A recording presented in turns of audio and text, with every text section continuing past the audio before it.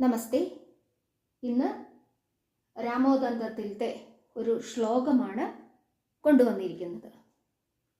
വിഭീഷണോ വിഷ്ണു ഭക്തിം വവ്രേ സത്വഗുണാന്വിതഃ തേഭ്യഃ ഏതാൻ വരാൻ ദത്വാ തത്രൈവാന്തർദധേ പ്രഭുഃ. ഇതാണ് ശ്ലോകം. ഇതിൻ്റെ പദച്ഛേദം വന്നിട്ട് വിഭീഷണഃ വിഷ്ണു ഭക്തിം വവ്രേ സത്വഗുണാന്വിതഃ തേഭ്യഃ ഏതാൻ വരാൻ ദത്വാ തത്ര ഏവ അന്തർദധേ പ്രഭുഃ. ഇവിടെ തത്ര ഏവ അന്തർദധേ ഇവയെല്ലാമാണ് പദച്ഛേദങ്ങൾ വരുന്നത്. ഇനി സന്ധി വരുന്നത് വിഭീഷണോ വിഷ്ണു ഭക്തിം എന്ന സ്ഥലത്ത് വിസർഗസന്ധിയാണ്. വിസർഗസന്ധിയുടെ ഏത് നിയമമാണ് എന്നത് ഒന്ന് പറയണേ. അതുപോലെ തത്രൈവ, തത്ര അധികം ഏവ ഏതാ സന്ധി? വൃദ്ധിസന്ധി. അതേപോലെ തത്രൈവ അധികം അന്തർദധേ, അവിടെ ഏത് സന്ധിയാണ്? സവർണ ദീർഘ സന്ധി. ഓക്കെ, ഇങ്ങനെ ഈ വിസർഗസന്ധി, വൃദ്ധിസന്ധി, സവർണ ദീർഘസന്ധി, ഈ 3 സന്ധികളാണ് ഈ ഒരു ശ്ലോകത്തിൽ ഉള്ളത്. ഇനി ഇതിന്റെ അന്വയം നമുക്കൊന്ന് നോക്കാം. സത്വഗുണാന്വിതഃ വിഭീഷണഃ വിഷ്ണു ഭക്തിം വവ്രേ തേഭ്യഃ പ്രഭുഃ ഏതാൻ വരാൻ ദത്വാ തത്രൈവ അന്തർദധേ. സത്വഗുണാന്വിതനായ വിഭീഷണൻ വിഷ്ണു ഭക്തിയെ വരിച്ചു. തേഭ്യഃ അവർക്ക് വേണ്ടി പ്രഭുഃ ബ്രഹ്മ ഏതാൻ വരാൻ ദത്വാ ഈ വരങ്ങളെ കൊടുത്തിട്ട് തത്രൈവ അവിടെ തന്നെ അന്തർധാനം ചെയ്തു. അതായത് വിഭീഷണൻ, കുംഭകർണൻ, രാവണൻ തുടങ്ങിയവർക്ക് വരം കൊടുത്തതിനു ശേഷം ബ്രഹ്മാവ് അവിടെ തന്നെ അന്തർധാനം ചെയ്തു. ഓക്കെ, അപ്പൊ ഇവിടെ തേഭ്യഃ എന്നുകൊണ്ട് ഉദ്ദേശിക്കുന്നത് രാവണൻ, അതേപോലെ കുംഭകർണൻ, വിഭീഷണൻ, ഈ 3 പേരെ ഉദ്ദേശിച്ചിട്ടാണ് ഇവിടെ തേഭ്യഃ എന്ന് പറഞ്ഞിരിക്കുന്നത്. ഓക്കെ, അപ്പൊ ഈ ഒരു അന്വയത്തില് എത്ര ക്രിയാപദങ്ങളുണ്ട്? 2 എണ്ണമാണ് ഉള്ളത്. ഒന്ന് വവ്രേ, രണ്ടാമത്തേത് അന്തർദധേ. അപ്പൊ ആദ്യം നമുക്ക് ഈ അന്തർദധേ എന്ന ക്രിയയെ നമുക്ക് എടുക്കാം. ക്രിയ അന്തർദധേ, അന്തർധാനം ചെയ്തു എന്നാണ്. ഇത് ഒരു ലിട്ട് ലകാര ക്രിയാപദമാണ്, ഭൂതകാലം.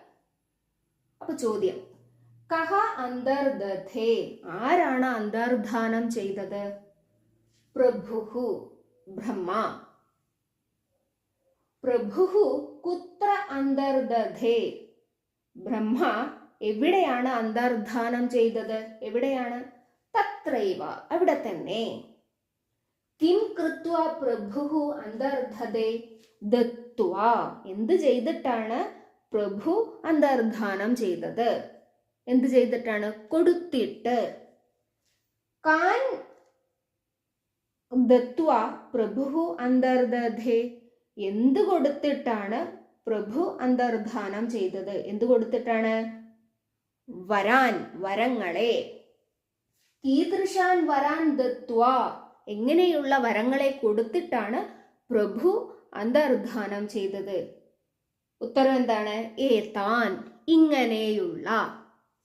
ഓക്കെ, അപ്പൊ ഇവയെല്ലാം തന്നെ നോക്കൂ, ശ്ലോകത്തിന്റെ അതേപോലത്തെ രൂപങ്ങൾക്കനുസരിച്ചിട്ടാണ് ക്വസ്റ്റ്യൻ ഇവിടെ ഉണ്ടാക്കിയിരിക്കുന്നത്. ഇത് അന്വയ രചനയിൽ പെടുന്നതാണ്. ഓക്കെ, ഇനി ഇതിന്റെ ബാക്കി ഞാനൊന്ന് എഴുതട്ടെ.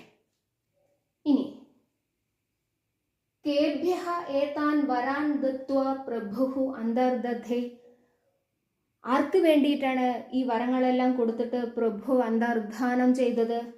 ആർക്ക് വേണ്ടിയിട്ടാണ്? അവർക്ക് വേണ്ടി. തേഭ്യഃ. ഓക്കെ, അപ്പോൾ ആ ഒരു വാക്യം സമ്പൂർണമായി. ഇനി അടുത്ത ക്രിയാപദമാണ് എന്താണ്? വവ്രേ. ഇതും ലിട്ടുലകാരമാണ്, ഭൂതകാലത്തിൻ്റെ ക്രിയാപദം. ഇതിന്റെ വിശദീകരണം വരും. വവ്രേ വരിച്ചു, പ്രാർത്ഥിച്ചു, നേടി എന്നിങ്ങനെ അർത്ഥങ്ങൾ വരും. കഹ വവ്രേ, ആരാണ് വരിച്ചത്? ആരാണ് വരിച്ചത്? വിഭീഷണഃ. കീദൃശഃ വിഭീഷണഃ വവ്രേ, എങ്ങനെയുള്ള വിഭീഷണനാണ് വരിച്ചത്? എങ്ങനെയുള്ള വിഭീഷണനാണ്? സത്വഗുണാന്വിതഃ, സത്വഗുണത്തോടു കൂടിയവനായ. സത്വഗുണാന്വിതഃ വിഭീഷണഃ കാം വവ്രേ. സത്വഗുണത്തോടു കൂടിയവനായ വിഭീഷണൻ എന്തിനെയാണ് വരിച്ചത്? എന്തിനെയാണ് വരിച്ചത്? വിഷ്ണു ഭക്തിയെ. വിഷ്ണു ഭക്തിം വവ്രേ. ഓക്കെ, അപ്പൊ ഇവിടെ വവ്രേ ക്രിയാപദം, വിഭീഷണഃ കർത്തൃപദം, കർമ്മപദം അപ്പൊ ഏതാവും? വിഷ്ണു ഭക്തിം കർമ്മപദം. ഓക്കെ, ഇനി ഇതേപോലെ തന്നെ അന്തർദധേ എന്ന ക്രിയാപദത്തിലെ കർത്താവ് ആരാണ്? പ്രഭു അല്ലെ. കർമ്മപദം ഏതാണ്? വരാൻ. ഓക്കെ, ഈ വരാൻ എന്നതിന്റെ വിശേഷണമാണ് ഏതാൻ. ഓക്കെ, അപ്പൊ ഇതെല്ലാമാണ് അന്വയ രചനയിൽ പെടുന്ന രൂപങ്ങൾ. ഓക്കെ, അപ്പൊ ഇതെല്ലാം ഒന്ന് പ്രാക്ടീസ് ചെയ്ത് പഠിക്കുക. കാരണം സ്വയം ഒരു ശ്ലോകം കിട്ടിക്കഴിഞ്ഞാൽ ഇങ്ങനെ ഒന്ന് ചെയ്ത് നോക്കിക്കഴിഞ്ഞാൽ നമുക്ക് എന്താ പറയുക, വ്യാകരണങ്ങളും കർത്താവിനെയും ക്രിയയെയും കർമ്മത്തെയും എല്ലാം നമുക്ക് മനസ്സിലാക്കും പെട്ടെന്ന് തന്നെ. ഇനി അടുത്ത ക്ലാസ്സിൽ ഈ ഓരോ പദത്തിൻ്റെയും അന്തലിംഗ വചന വിഭക്തി, ധാതുലകാര പുരുഷ വചനങ്ങൾ തുടങ്ങിയവയെല്ലാം അടുത്ത ക്ലാസ്സിൽ ഞാൻ പറയാം. ഓക്കെ.